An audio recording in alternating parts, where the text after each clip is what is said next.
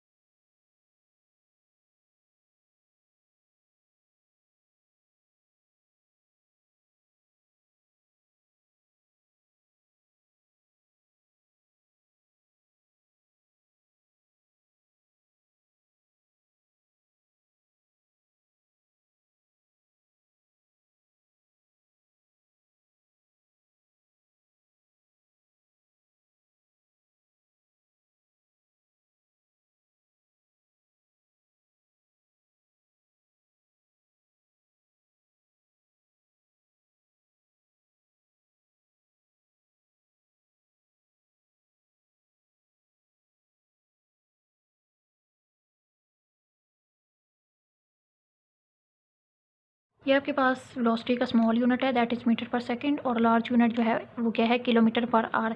Mostly numericals में आपके पास जो वेलोसिटी की वैल्यू है वो लार्ज यूनिट में दे देते हैं, किलोमीटर पर आवर में दे देते हैं। तो उसके लिए आपको करना क्या होगा कि पहले आप उस किलोमीटर पर आवर को मीटर पर सेकंड में कन्वर्ट करेंगे और दैन फर्दर आप अपना जो न्यूमेरिकल है उसे सॉल्व करेंगे। तो यहाँ देखें, अगर आपके पास कोई वैल्यू आ जाती है किलोमीटर पर आवर में, तो पहले आपको उससे मीटर पर सेकंड में कन्वर्ट करना होगा।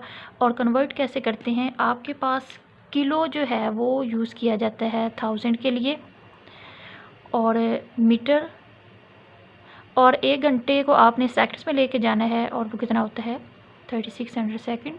तो इनको आप डिवाइड कर लेंगे तो वैल्यू जो है वो मीटर पर सेकंड में आपके पास आ जाएगी।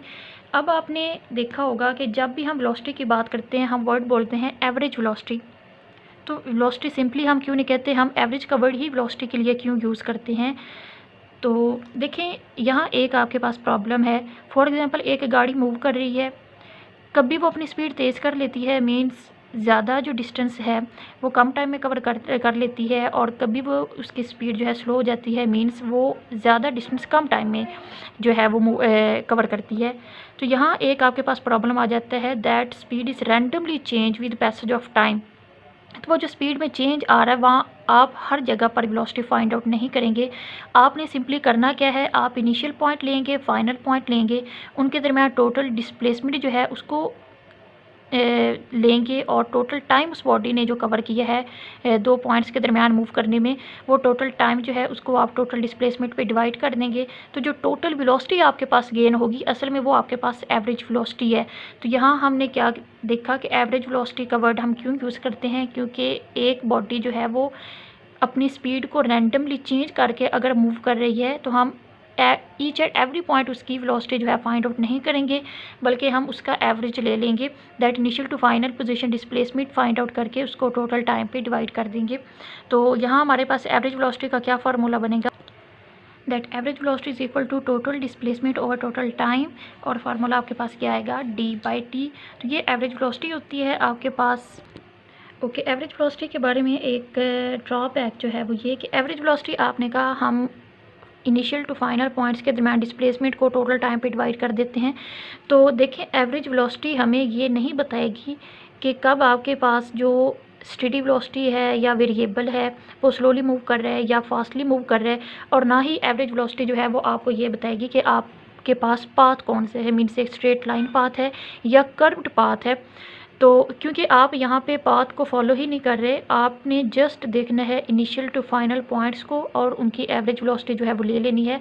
तो एवरेज वेलोसिटी जो है वो आपको ये नहीं बताएगी कि आपने जो पाथ फॉलो किया है वो एक स्ट्रेट पाथ है या आपके पास एक कर्व्ड पाथ है। तो अगर हमने बात की थी डिस्प्लेसमेंट कि अगर एक कंप्लीट राउंड हो जाए तो उसके लिए डिस्प्लेसमेंट ज़ीरो होता है। आपने क्लोज पाथ के लिए पढ़ा था कि अगर एक बॉल को आप अपवर्ड मूव करवाते हैं तो वो दोबारा अपनी इनिशियल पोजीशन पे आ जाएगा। तो अपवर्ड और डाउनवर्ड आने में उसका जो डिस्प्लेसमेंट है वो ज़ीरो है। अगर डिस्प्लेसमेंट आपके पास ज़ीरो है तो एवरेज वेलोसिटी भी ज़ीरो होगी, क्योंकि इनिशियल पॉइंट और फाइनल पॉइंट जो है वो दोनों सेम है, मीन्स एक मेन पोजीशन आप कह लें उस पर है, तो डिस्प्लेसमेंट ज़ीरो होगा, then average velocity will also be zero. Next हम बात करेंगे इंस्टेंटेनियस वेलोसिटी की। इंस्टेंटेनियस वेलोसिटी क्या होती है, The velocity of a body at any instant of time at specific point is called instantaneous velocity। इस definition में दो चीज़ें जो हैं वो पॉइंट आउट करने वाली हैं, that instant of time and specific point. Instantaneous velocity के लिए ज़रूरी है कि अगर कोई बॉडी मूव कर रही है आपने उसकी वेलोसिटी को जज करना है, ऑब्ज़र्व करना है एक स्पेसिफिक पॉइंट पे, मींस उसके बाद में कोई एक पॉइंट ले लें, वहाँ आपने स्पेसिफिक पॉइंट जो लिया है उस पर वेलोसिटी को मेजर करना है, और वो पॉइंट होना क्या चाहिए, at any instant of time, time के किसी भी लम्हे में। इंस्टेंट का मतलब होता है लम्हा, और लम्हा जो है वो हम मोस्टली लेते हैं सेकंड का जो 1000वां हिस्सा होता है वो हम एक लम्हा की फॉर्म में लेते हैं। फॉर एग्ज़ाम्पल अगर आपके पास एक सेकंड जो है 1 इंस्टेंट जो है वो इक्वल है एक सेकंड के 1000वें हिस्से के, तो ये कितना बनेगा 0.001 सेकंड, मीन्स एक इंस्टेंट में 0.001 सेकंड होते हैं, अप्रोक्सीमेटली इक्वल टू ज़ीरो। तो इंस्टेंट टाइम का वो शॉर्टेस्ट इंटरवल होता है जिसको आप कह देते हैं कि अप्रोच कर गया है ज़ीरो को, उस टाइम को, उस शॉर्टेस्ट इंटरवल को हम कहते हैं इंस्टेंट। सपोज़ हमारे पास दो पॉइंट्स हैं ए, पॉइंट बी, और हम जो वेलोसिटी है मेजर करना चाहते हैं पॉइंट ए पे। अब हमने करना क्या है, इस पॉइंट बी को, अब इनके दरमियान कोई ना कोई डिस्प्लेसमेंट भी है जो डेल टी टाइम में चेंज हो रहा है, इस पॉइंट बी को हम पॉइंट ए की तरफ मूव करवाते जाएंगे। जैसे जैसे ये पॉइंट बी पॉइंट ए की तरफ मूव करता जाएगा, इनका जो टाइम है वो कम होता जाएगा, और डेफिनेटली अगर टाइम इंटरवल कम होगा तो डिस्प्लेसमेंट कवर भी कम होगा। इस पॉइंट बी को आपने ए के इतना क्लोज लेके आना है कि ये अप्रोक्सीमेटली इनका जो डिस्प्लेसमेंट है या जो इंटरवल ऑफ टाइम है वो ज़ीरो को अप्रोच कर जाए।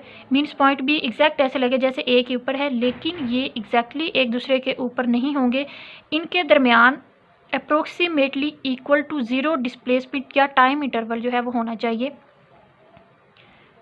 हमने इन पे एक लिमिटिंग वैल्यू जो है वो लगा दी कि टाइम इंटरवल अप्रोच करे ज़ीरो को। तो ये जो इंस्टेंटेनियस वेलोसिटी होती है हमारे पास, ये एक लिमिटिंग वैल्यू होती है जिसमें हम एक लिमिट अप्लाई करते हैं कि टाइम टी अप्रोच कर गया है ज़ीरो को। अब देखिए, ए से बी पॉइंट तक डेल टी अप्रोच किया ज़ीरो, और डेल डी जो है डेफिनेटली वो भी शॉर्टेस्ट होता जाएगा। तो हमने वेलोसिटी का क्या फार्मूला पढ़ा था, यहाँ इंस्टेंटेनियस वेलोसिटी के लिए हम del d over del t, ये डेल क्या शो कर रहा है, स्मॉल वैल्यू को, डिस्प्लेसमेंट की और टाइम इंटरवल की। हमने कहा कि ये एक लिमिटिंग वैल्यू है और यहाँ हमें एक लिमिट अप्लाई करनी पड़ती है, that del t approaches to zero. तो कोई भी अगर आपके पास इंस्टेंटेनियस का वर्ड आ जाता है, इंस्टेंटेनियस वेलोसिटी है, तो इंस्टेंटेनियस वेलोसिटी क्या होगी, टाइम के कम से कम इंटरवल में एक बॉडी जितना डिस्प्लेसमेंट कवर करती है उस टाइम इंटरवल में उसकी जो वेलोसिटी होगी, इसको हम कहेंगे इंस्टेंटेनियस वेलोसिटी। फॉर एग्जांपल, आपके पास एक एक्स वाई प्लेन है और उसमें दो पॉइंट्स ए और बी पड़े हुए हैं। पॉइंट ए का जो ओरिजिन से डिस्टेंस या पोजीशन है वो आर ए है, और पॉइंट बी का ओरिजिन से जो पोजीशन है वो आर बी है। आपने डिस्प्लेसमेंट फाइंड आउट करने का फार्मूला पढ़ा था, that del d is equal to r b position vector minus r a position vector. तो डिस्प्लेसमेंट हमारे पास होता है फाइनल पोजीशन वेक्टर में से हम इनिशियल पोजीशन वेक्टर जो है सब्ट्रैक्ट कर लेते हैं।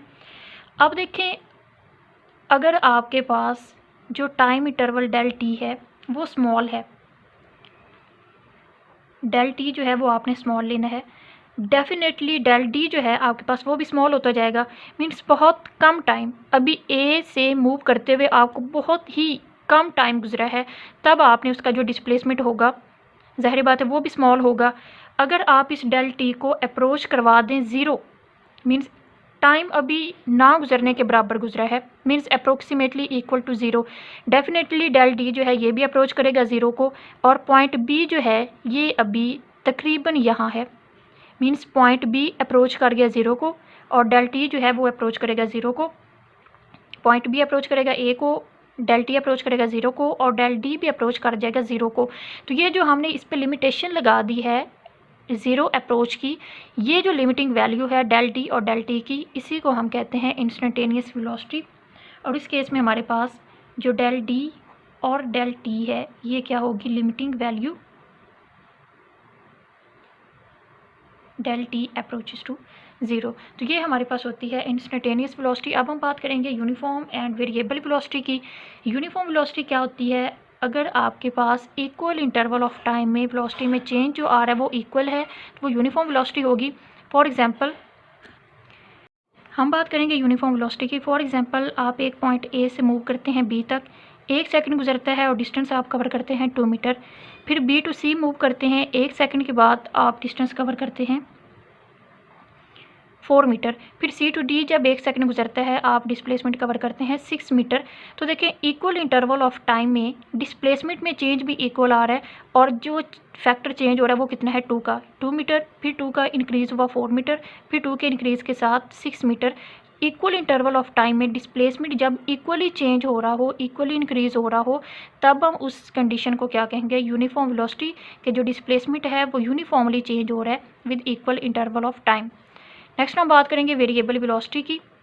वेरिएबल का मतलब होता है मुतगैर, मीन्स जो चेंज हो रहा हो। फॉर एग्जांपल आप किसी रूट पे जा रहे हैं, कभी आप कम टाइम में ज़्यादा डिस्प्लेसमेंट कवर करते हैं, कभी आप ज़्यादा टाइम में कम कवर करते हैं। मीन्स जो वेलोसिटी चेंज आ रहा है वो एक जैसा नहीं है, बल्कि जो पैसेज ऑफ टाइम है उसके साथ आपकी वेलोसिटी कभी इंक्रीज़ हो रही है, कभी डिक्रीज़ हो रही है। तो जो वेलोसिटी में चेंज है, रैंडमली चेंज जो आ रहा है, उसको हम कहेंगे वेरिएबल वेलोसिटी का।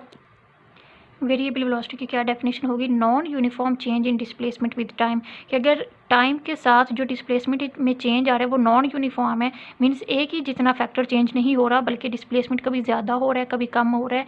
रैंडमली चेंज जो डिस्प्लेसमेंट में होगा टाइम के साथ, तब हम उस जो time rate of change of displacement है उसको नाम देंगे वेरिएबल वेलोसिटी का। इसके साथ ही हमारा ये आज का टॉपिक ख़त्म हुआ। नेक्स्ट टॉपिक के साथ फिर मिलेंगे इंशाअल्लाह ताला। अल्लाह हाफिज़।